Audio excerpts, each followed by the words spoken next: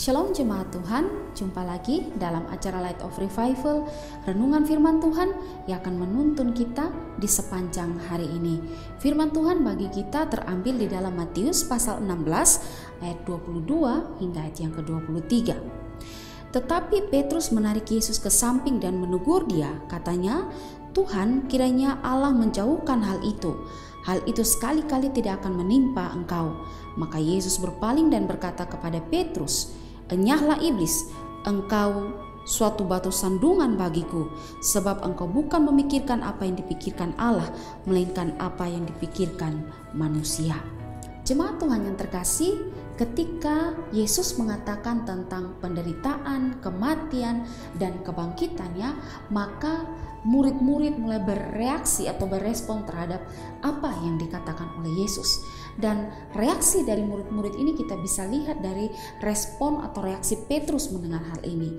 Dikatakan bahwa Petrus menarik Yesus ke samping dan mengatakan bahwa Tuhan, kiranya Allah menjauhkan hal itu. Saudara, kalau kita lihat di dalam ayat sebelumnya, maka di dalam ayat yang ke-19 ayat 20 di sana dikatakan bahwa Petrus baru saja mengatakan pengakuan imannya dengan percaya bahwa Yesus adalah Mesias. Tapi di bagian ini ketika Yesus mengatakan tentang penderitaan, kematian dan kebangkitan Yesus, maka terlihat bahwa Petrus menolak atau tidak bisa menerima kenyataan bahwa Sang Mesias harus menderita, mati dan bangkit. Petrus mengatakan hal ini karena bagi Petrus seorang Mesias adalah orang yang dipilih, orang yang diurapi, orang yang akan memerintah bangsa Israel untuk melawan penjajahan Romawi. Tidak mungkin dia akan menderita, mati, dan kemudian bangkit.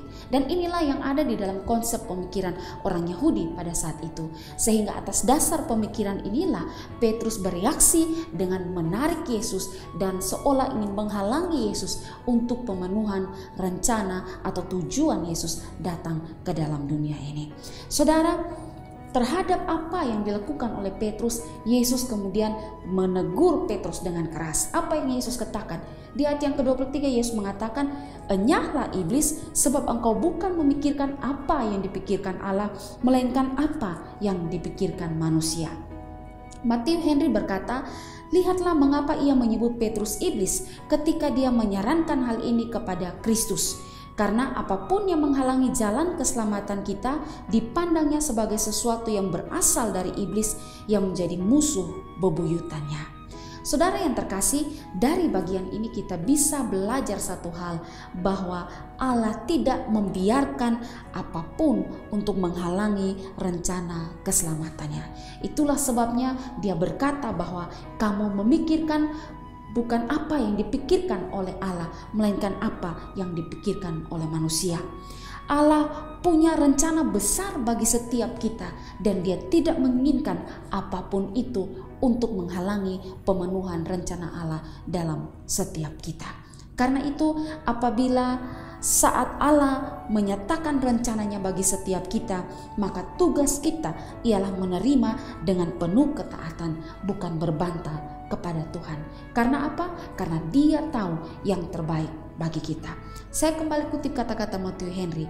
Ini kata-kata yang sangat bagus. Dia berkata begini, "Perhatikanlah, ketika pemeliharaan Allah membawa kita kepada keadaan yang rumit atau mendatangkan salib bagi kita, biarlah kita menerimanya dengan diam dan tidak menentang kehendak ilahi. Allah mengetahui apa yang harus Ia lakukan tanpa perlu kita ajar. Kecuali kita mengetahui pikiran Tuhan, janganlah kita menjadi penasehatnya." Ya, jadi Allah mengetahui apa yang harus Ia lakukan dalam hidup setiap kita. Karena itu jangan berbantah dengan Allah. Saudara, apabila saat ini ada banyak persoalan yang saudara hadapi, pergumulan-pergumulan hidup yang mungkin bertubi-tubi datang dalam hidup saudara dan saudara seolah-olah meragukan apa yang mau Tuhan buat dalam hidup saudara, ingat bahwa Tuhan punya pemikiran dan rencana yang berbeda-beda bagi setiap kita dan Dia Allah yang Maha Tahu. Jalanilah semua dengan penuh iman dan yakin bahwa Dia Allah yang akan menyertai kita dan pemenuhan rencana Allah dalam hidup kita tidak akan pernah gagal. Kiranya Tuhan memberkati kita. Amin. Mari kita berdoa. Terima kasih Tuhan, kami bersyukur punya Allah seperti Engkau. Apa yang Kau rencanakan dalam hidup kami, dan rencana Allah tidak akan pernah gagal. Terima kasih untuk rencana keselamatan besar yang Tuhan rencanakan bagi kami. Di dalam nama Tuhan Yesus kami berdoa. Amin. Jemaat Tuhan yang terkasih, mari jadikanlah firman Tuhan sebagai pelita dan terang bagi jalan hidup kita.